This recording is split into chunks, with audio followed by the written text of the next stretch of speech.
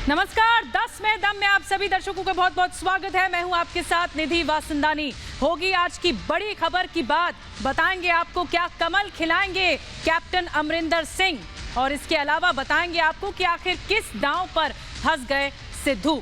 लेकिन रिपब्लिक भारत हर रोज की तरह आपके सामने सवाल रखता है, आप अपनी राय रखते हैं, अपना मत रखते हैं। शो के अंत में आपको हम सवाल का जवाब बताते हैं। तो आज का सवाल भी जल्दी से देख लीजिए, जिस पर आपको राय रखनी है। आज का सवाल है, पंजाब कांग्रेस में मचा घमासान, आलाकमान की गलतियों का क्या नतीजा है? ये आज का सवाल है। अभी जाइए कू ऐप पर, रखिए अपने विचार। शो के अंत में इसका रिजल्ट हम आप तक जरूर पहुंचाएंगे। तो चलिए, मुलाकात हुई तो क्या बात हुई? ये मुलाकात तो दरअसल एक बहाना था। बड़ी खबर आपको बता दें, आज की सबसे बड़ी हलचल, कैप्टन अमरिंदर सिंह ने मुलाकात की गृह मंत्री अमित शाह से।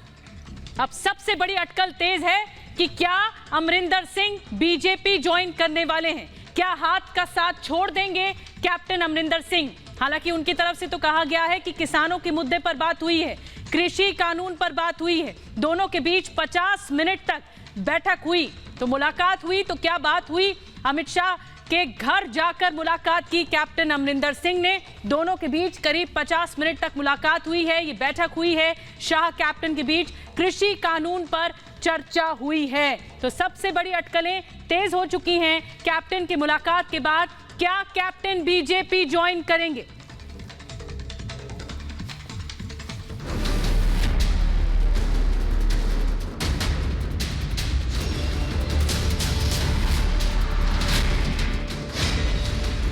शाह से मिले कैप्टन, टेंशन में कांग्रेस। क्या आप कमल खिलाएंगे कैप्टन? कैप्टन उड़ाएंगे कांग्रेस के परखच्चे। कल कैप्टन अमरिंदर सिंह दिल्ली पहुंचे, पुराने घर को खाली करने की बात कही, लेकिन आज अमित शाह से मुलाकात ने नए गृह प्रवेश की अटकलों को तेज कर दिया है। इस मुलाकात के बाद सवाल उठने लगे हैं कि क्या हाथ छोड़कर कैप्टन कमल का दामन थामेंगे। सवाल ये भी उठ रहा है कि कांग्रेस को छोड़ेंगे या फिर तोड़ेंगे। सिद्धू के इस्तीफे के बाद कांग्रेस पहले से ही बुरी तरह से उलझी हुई है। ऐसे में कैप्टन अमरिंदर सिंह और अमित शाह की मुलाकात ने सियासी गर्माहट को चरम तक पहुंचा दिया है। कांग्रेस में एक और टूट का टेंशन। अमित शाह और कैप्टन की मुलाकात करीब 50 मिनट तक चली। सूत्रों के मुताबिक दोनों में कृषि कानूनों पर भी बात हुई। शाह से मीटिंग खत्म करने के बाद कैप्टन ने ट्वीट किया। दिल्ली में गृह मंत्री अमित शाह से मुलाकात की, किसान आंदोलन और कृषि कानून को लेकर बात हुई, समस्या का समाधान जल्द से जल्द निकालने को कहा, एमएसपी गारंटी को लेकर बात हुई। अमरिंदर सिंह बीजेपी में शामिल होते हैं या नहीं, अभी सवाल बना हुआ है। अगर शामिल हो जाते हैं तो पंजाब बीजेपी को नई ताकत मिल जाएगी। अब तक पंजाब में बीजेपी के पास कोई चेहरा नहीं है जिसके दम पर सियासी दांव खेला जा सके। कैप्टन बीजेपी की राष्ट्रवादी छवि की मापदंड पर एकदम फिट बैठते हैं। कैप्टन के साथ आ जाने से बीजेपी की ताकत काफी बढ़ जाएगी। Bureau report, Republic Bharat. चलिए, तो 3 बड़े सहयोगी इस वक्त हमारे साथ मौजूद हैं। सबसे बड़ी कवरेज लगातार जारी है कि किस तरह से घमासान मचा हुआ है पंजाब कांग्रेस में एक तरफ, तो दूसरी तरफ कैप्टन दिल्ली में है और लगातार सुर्खियां तेज होती जा रही हैं कि क्या कैप्टन बीजेपी में जाएंगे। मेरे साथ इस वक्त अखिलेश राय हैं, जो कि राजनाथ सिंह के घर से हैं। मेरे साथ अमित शाह के घर से अनुज हैं। साथ ही पटियाला से मेरे साथ जुड़ रही हैं मेरी सहयोगी शाजिया निसार, जो आज पूरे दिन लगातार नजर बना के रखी हुई। अनुज, पहले मैं आपके पास आऊंगी क्योंकि आज की मुलाकात बहुत खास थी। 50 मिनट तक ये मुलाकात चली है, लेकिन अब अटकलें तेज हैं। कैप्टन बीजेपी में जा सकते हैं? जी बिल्कुल, देखिए ये मुलाकात बहुत ही ज़्यादा महत्वपूर्ण हो जाती है। कैप्टन अमरिंदर सिंह जिस समय कल दिल्ली लौटे हैं, दिल्ली लौटने के बाद हमने उनसे बातचीत करी, लेकिन कैप्टन ने उस समय कहा कि मैं अपना सामान पैक करूंगा और उसके बाद अगले दिन वापस चला जाऊंगा। लेकिन जो डेवलपमेंट नज़र आ रहे हैं, कैप्टन ने सबसे पहली बात जो पहले से कैप्टन कहते आए साफ करी कि मैंने पहले ही बताया था कि सिद्धू ऐसा कुछ करेंगे। उसके अलावा पंजाब में जो हलचल मची हुई है वो सबके सामने है। लेकिन अमित शाह से आज जो मुलाकात हुई वो बहुत ज़्यादा महत्वपूर्ण हो जाती है। देखिए, कैप्टन अमरिंदर सिंह पहले भी अमित शाह हो या बीजेपी के आला नेता हो उनसे मिले हैं, लेकिन बतौर सीएम मिले हैं। ये बात कैप्टन ने खुद कही है कि एज एन चीफ मिनिस्टर मैं मिलता रहा हूं, लेकिन आज उनकी जो मुलाकात अमित शाह से हुई, हालांकि वो कई सवाल खड़े करती है। बिल्कुल अनुज, आप बहुत दुरुस्त कह रहे हैं कि इससे पहले जब वो सीएम थे तो मुलाकात होती थी और कई मुद्दों पर बात होती थी, लेकिन अब वो सीएम नहीं है पंजाब के और अब मुलाकात हो रही है, तो बड़ी बात है। अखिलेश हमें बताएंगे, अखिलेश क्या और नेताओं से मुलाकात हो सकती है बीजेपी के अब आने वाले दिनों में? बहुत महत्वपूर्ण वक्त है ये। बिल्कुल, मैं बता दूं आपको, कल का दिन बहुत महत्वपूर्ण है। मैं इस समय बीजेपी के राष्ट्रीय अध्यक्ष जेपी नड्डा के घर पे हूं और इस समय तक ये कयास लगाया जा रहा था कि जेपी नड्डा से मुलाकात हो सकती है, लेकिन फिलहाल कैप्टन अमरिंदर सिंह यहां नहीं आए। लेकिन सवाल बहुत बड़ा है कि आखिर आप सोचिए कि जिस तरह से कपिल सिब्बल ने जो सवाल उठाया कि अगर इस तरह की बात सामने आती है तो पार्टी फोरम पे क्यों नहीं बात की जा सकती, इतने सीनियर नेता कांग्रेस छोड़कर जा रहे हैं, ऐसे में पार्टी फोरम यानी सीडब्ल्यूसी में बात क्यों नहीं हो सकती। लेकिन उस बात के बाद कांग्रेस के यूथ कांग्रेस के लोग जाकर कपिल सिब्बल के घर पे प्रदर्शन कर देते हैं, तो ये समझ सकते हैं किस तरह की उपेक्षा अपने सीनियर नेताओं को लेकर के कांग्रेस में है, जिसकी वजह यही है कि जो बिल्कुल सवाल और प्रश्न अभी भी बना हुआ है। जो G23 ग्रुप है कांग्रेस का, क्या उनसे मुलाकात होगी? क्या कांग्रेस मान मनोवल की कोशिश करेगा? फिलहाल ये सवाल ही है, कुछ कहा नहीं जा सकता।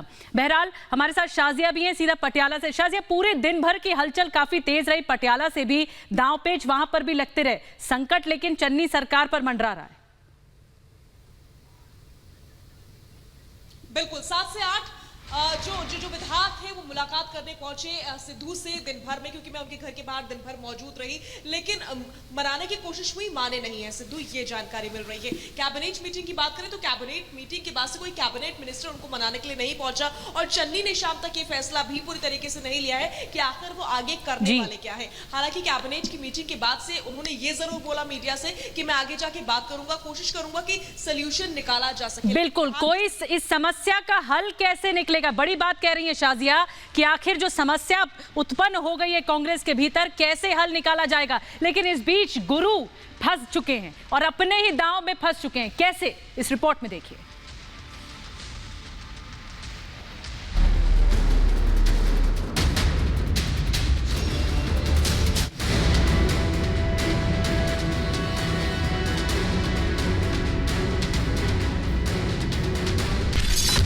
पंजाब में उल्टा पड़ा सिद्धू का खेला।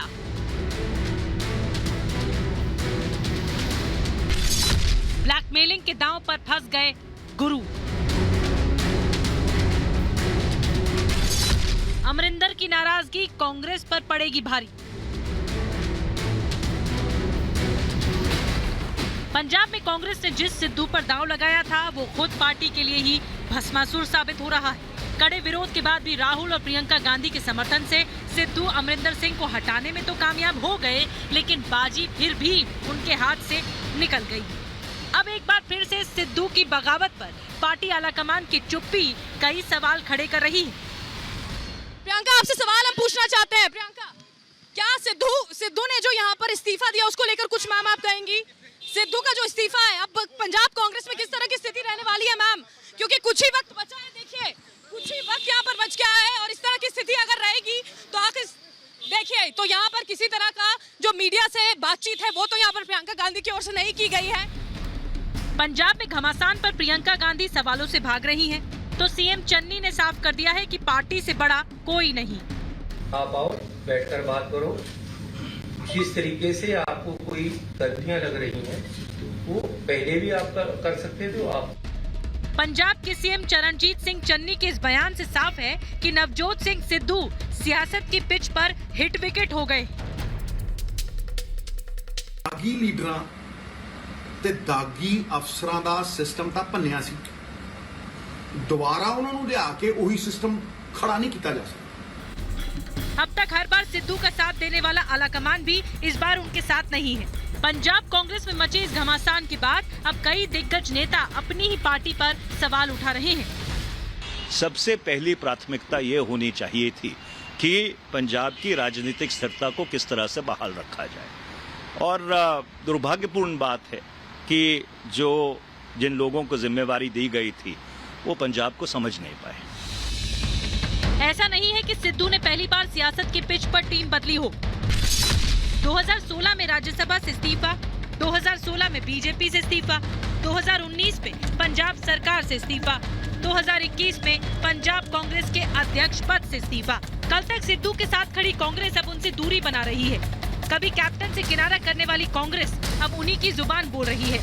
साफ है कि इस बार पार्टी सिद्धू की इस बगावत को नजरअंदाज करने के मूड में नहीं है। एक तरफ कांग्रेस पंजाब में मचे घमासान पर फंसी है, तो दूसरी तरफ बीजेपी और आप ने इस मौके पर चन्नी सरकार पर निशाना साधा है।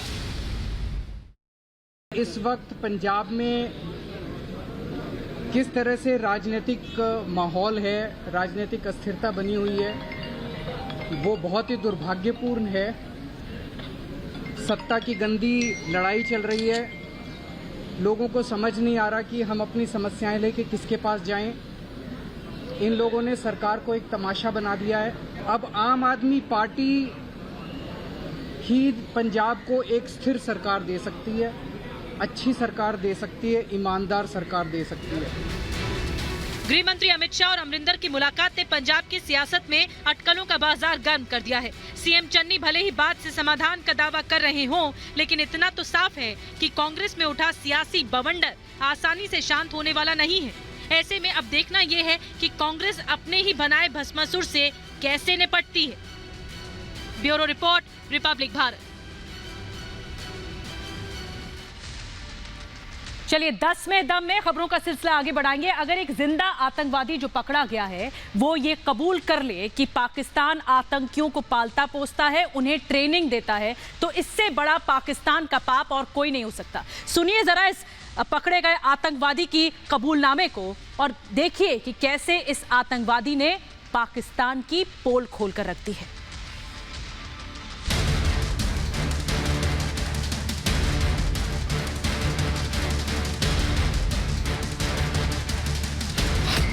पाकिस्तान के पाप का जिंदा सबूत।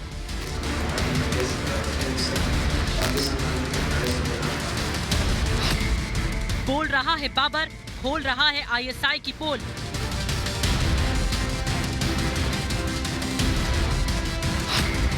पाकिस्तानी आतंकी का सबसे बड़ा कबूलनामा। आपने कहा कि आप पाकिस्तान के मुजफ्फराबाद कैंप में आपकी ट्रेनिंग हुई। देख लो इमरान, ये है तुम्हारे पाप का सबसे बड़ा गवाह जो गवाही दे रहा है पाकिस्तान के महापाप की।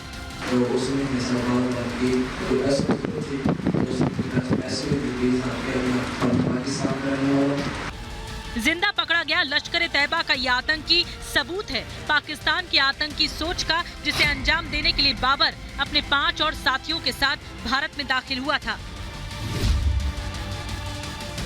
कातिल हथियारों के साथ बाबर और उसके साथी सरहद में दाखिल होकर हिंदुस्तान की धरती को मासूम लोगों के खून से रंग देना चाहते थे, अपने आतंकी आकाओं को खुश करना चाहते थे, लेकिन हमारे जाबाज जवानों ने बाबर को धर दबोचा। पाकिस्तानी साजिश का जिंदा सबूत। पहले जरा सुनिए बाबर का सबसे बड़ा कबूलनामा, जिसने पाकिस्तान की काली सच्चाई को एक बार फिर दुनिया के सामने लाकर खड़ा कर दिया है। इस आतंकी को उरी जैसे हमले के लिए भेजा गया था और पाकिस्तानी सेना ने ट्रेनिंग दी थी। 9 आतंकियों ने पाकिस्तान में 3 हफ्ते की ट्रेनिंग दी थी। बाबर को दुनिया की कुख्यात और बदनाम पाकिस्तान की खुफिया एजेंसी आईएसआई की सेना ने दहशत का पाठ पढ़ाया। पाकिस्तानी सेना ने दहशतगर्दी करनी सिखाई। 3 महीने की ट्रेनिंग के बाद उसे एक ट्रेंड आतंकवादी बनाया गया। उसे भारत में एक बड़ी साजिश को अंजाम देने के लिए भेज दिया गया। लालच देकर आतंकी बनाता है पाकिस्तान।